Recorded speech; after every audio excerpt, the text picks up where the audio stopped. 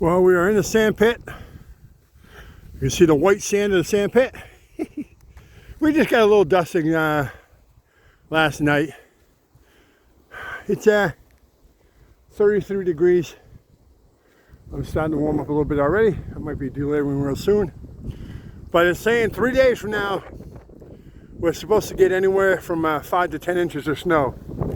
Let's hope we get to 10. Fill this place up.